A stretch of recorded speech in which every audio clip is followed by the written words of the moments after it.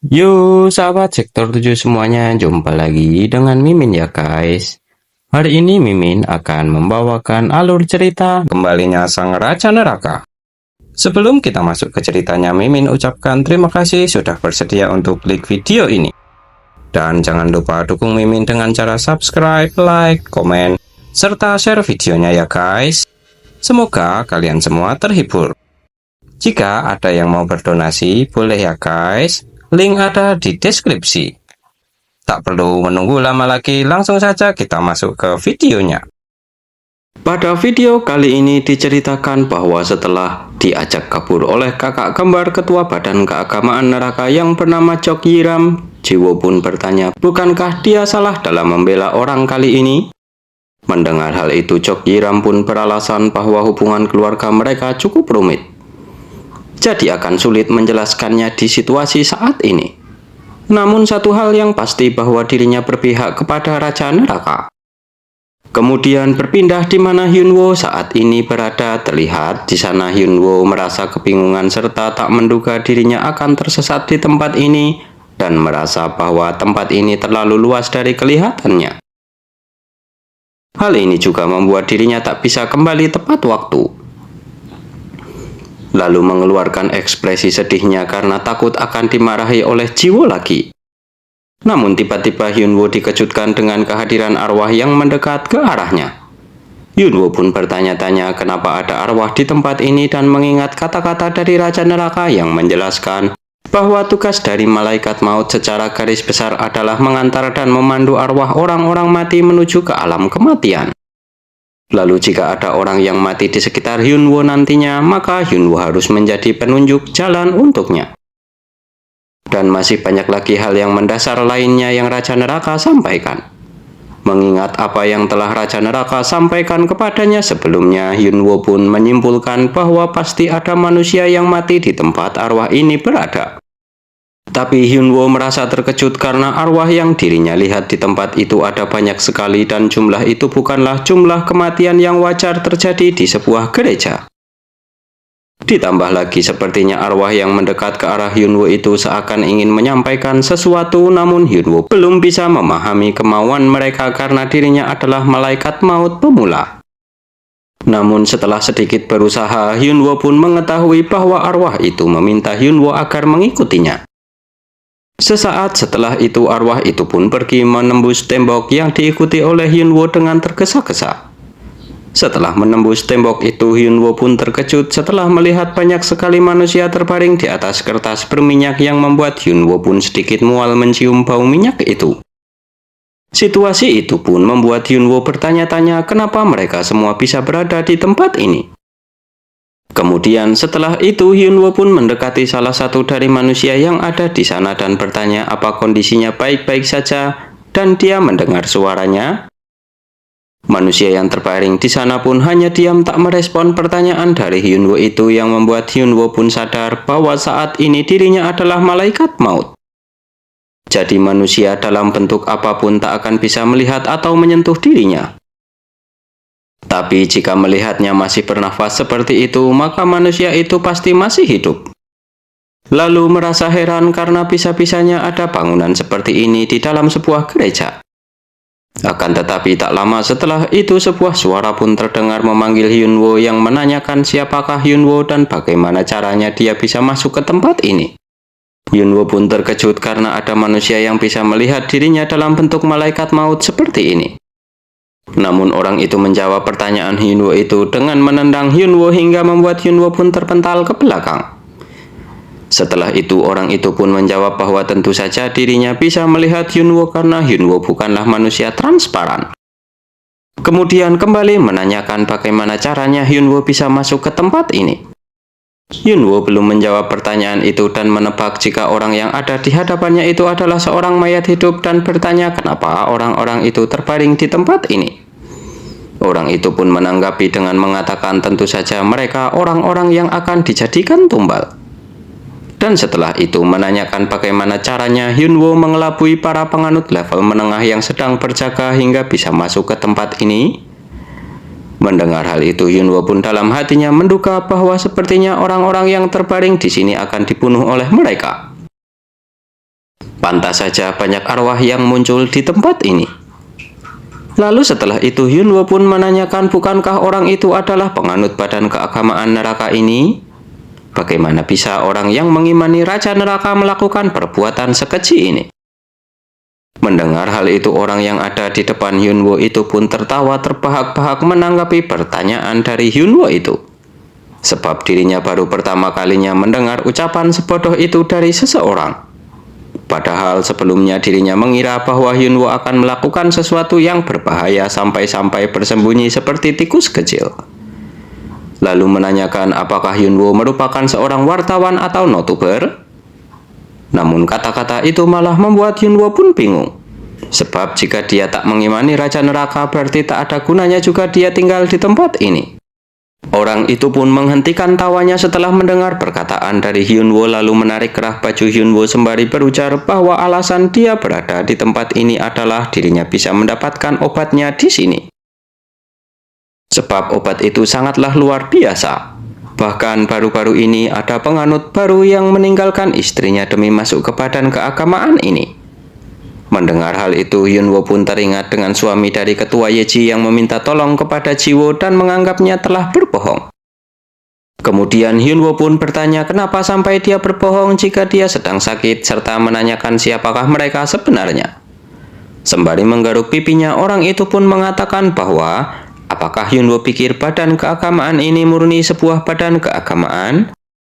Jika Hyunwoo menganggapnya seperti itu, maka Hyunwoo adalah orang yang naif. Lalu mengambil sesuatu dari saku bajunya sembari berujar akan memberitahu Hyunwoo sesuatu sebagai hadiah kematiannya. Kemudian orang itu pun mengangkat Hyunwoo dan mengatakan bahwa Hyunwoo mungkin sudah menyadarinya. Tapi badan keagamaan neraka memang bukan badan keagamaan biasa, namun merupakan sebuah organisasi sesat bentukan ketua badan keagamaan gila yang memiliki 3 kekuatan, serta dibuat untuk tujuan tertentu, di mana untuk mengumpulkan banyak pengikut, ketua badan keagamaan pun membuat dan mengedarkan obat terlarang. Mendengar hal itu, Hyunwoo pun terlihat terkejut karena ketua badan keagamaan itu memiliki 3 kekuatan. Lalu mengatakan bahwa mana mungkin orang-orang normal mau memakai obat-obatan seperti itu. Akan tetapi orang itu pun sembari mengeluarkan sebilah pisau kecil berujar bahwa ketua badan keagamaan ini adalah seorang psikopat yang benar-benar gila. Apakah Hyunwoo bisa menebak hal apa yang dia lakukan saat melihat orang-orang tak berminat itu? Dia membuat kesempatan berupa kebetulan, yaitu dengan cara membagikan obat itu sebagai suplemen gratis pada awalnya. Lalu setelah itu orang-orang yang tak bisa melupakan rasa senang itu akhirnya mendobrak pintu badan keagamaan neraka untuk mencari obat itu. Lalu setelah itu orang itu pun berniat akan menghabisi Hyunwoo menggunakan pisau kecilnya. Namun tiba-tiba tindakannya itu terhenti akibat sebuah suara uang koin yang terjatuh dan diikuti oleh Chana yang mengambil koin itu. Sontak hal itu membuat orang itu pun kesal dan menanyakan siapakah Chana sebenarnya dan bagaimana dia bisa masuk ke tempat ini, serta menduga bahwa para penganut level menengah sepertinya tak bekerja dengan baik. Namun Hyunwoo malah tertawa senang yang membuat orang itu pun bertanya-tanya apa alasan Hyunwoo tertawa seperti itu. Mendengar hal itu, Hyunwoo pun berkata apakah orang itu tahu bahwa ada 2 jenis manusia yang bisa melihat atau menyentuh malaikat maut? Kemudian menjelaskan bahwa yang pertama adalah jika manusia itu ada hubungannya dengan neraka, dan yang kedua adalah manusia yang akan segera mati. Bagaimanapun kondisinya, sepertinya dia akan masuk ke jenis manusia yang kedua itu. Namun dia bisa tenang karena dirinya pasti akan memandunya dengan baik saat menyeberangi sungai kematian. Mendengar hal itu, orang itu pun terlihat sangat kesal dengan perkataan dari Hyunwoo itu. Akan tetapi Hyunwoo masih dengan senyuman cerahnya berkata agar orang itu menjaga ucapannya karena Raja Neraka sedang mengawasinya. Orang itu pun dengan sombongnya berkata bahwa jika Raja Neraka bisa muncul, maka lebih baik menyuruhnya untuk muncul di hadapannya sekarang juga. Belum selesai dengan kata-katanya itu, tiba-tiba seluruh tubuh orang itu terlihat gemetaran merasakan aura membunuh luar biasa berada di belakangnya. Dan benar saja dengan wajah mengerikannya di sana Raja Neraka berkata agar orang itu melepaskan Hyunwoo. Dengan menahan rasa takutnya sebisa mungkin, orang itu pun menurunkan Hyunwoo sembari mengatakan bahwa sedari awal dirinya memang sudah berniat untuk menurunkan Hyunwoo. Dirinya juga menurunkannya bukan karena dirinya takut kepada Raja Neraka. Setelah menurunkan Hyunwoo, orang itu pun berbisik bertanya apakah orang yang ada di belakangnya itu merupakan rekan Hyunwoo. Hyunwoo pun hanya tersenyum dan hal itu pun memberikan jawaban iya secara tak langsung kepada orang itu. Kemudian orang itu pun berkata bahwa sepertinya rekan Hyunwoo itu sangat pandai dalam bertarung.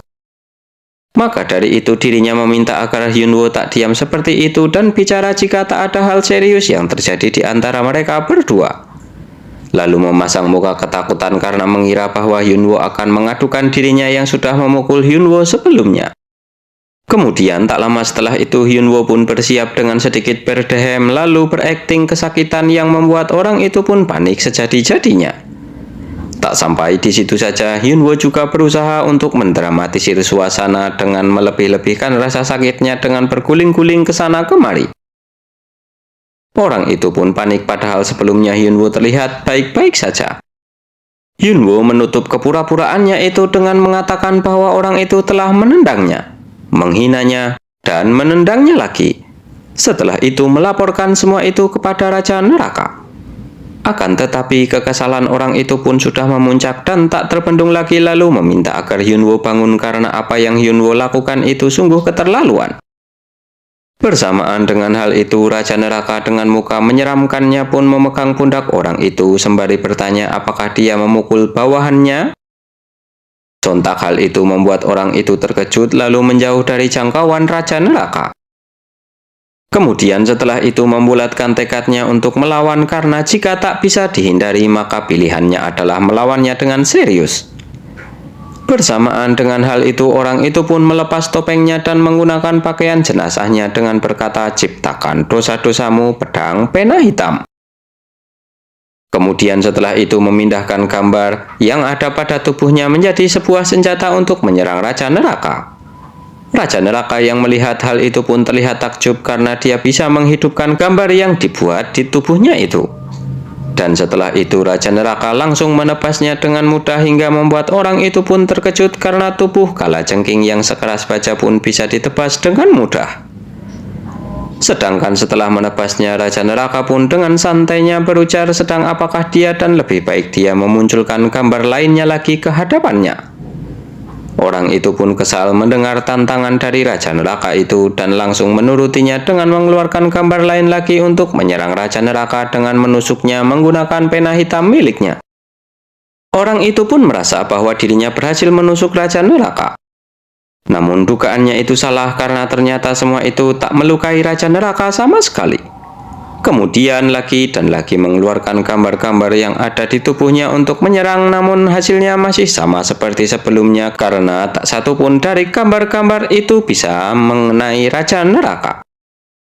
Dikarenakan hal itu akhirnya orang itu pun menggunakan cara terakhirnya agar bisa melawan Raja Neraka, di mana dia saat ini meminum sesuatu yang membuat Raja Neraka pun akhirnya memahami benang merahnya yang sudah mulai terlihat, yaitu zat yang disebut tak wajar oleh Nomang dan juga alasan para penganut ini sangat menginginkan obat itu karena obat itu adalah energi kehidupan.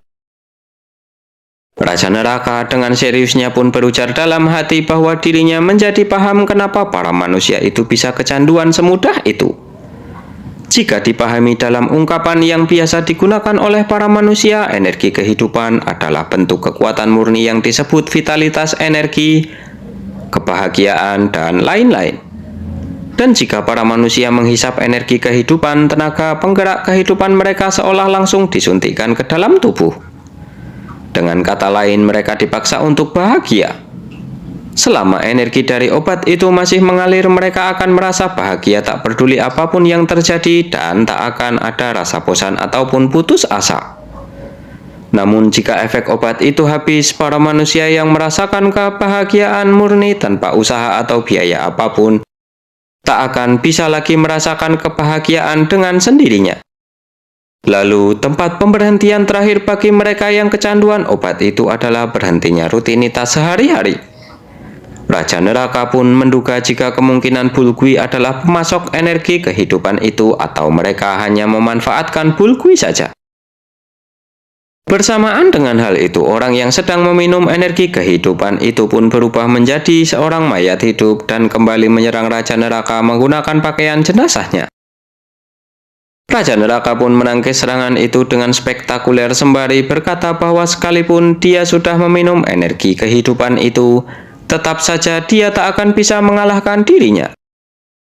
Setelah itu, Raja Neraka pun kembali melompat menghalau serangan yang lagi-lagi dilancarkan oleh mayat hidup itu menggunakan pedangnya.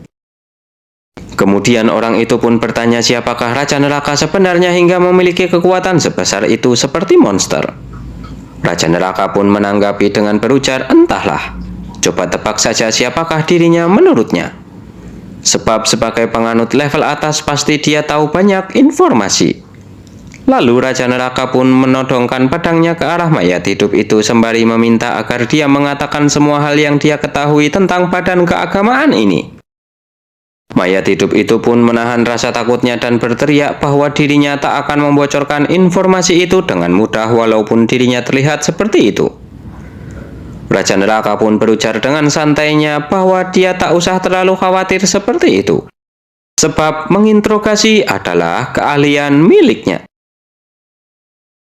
Bagaimanakah kelanjutan ceritanya? Kita lanjutkan di video berikutnya ya guys. Terima kasih sudah menonton. Jumpa lagi dan bye-bye.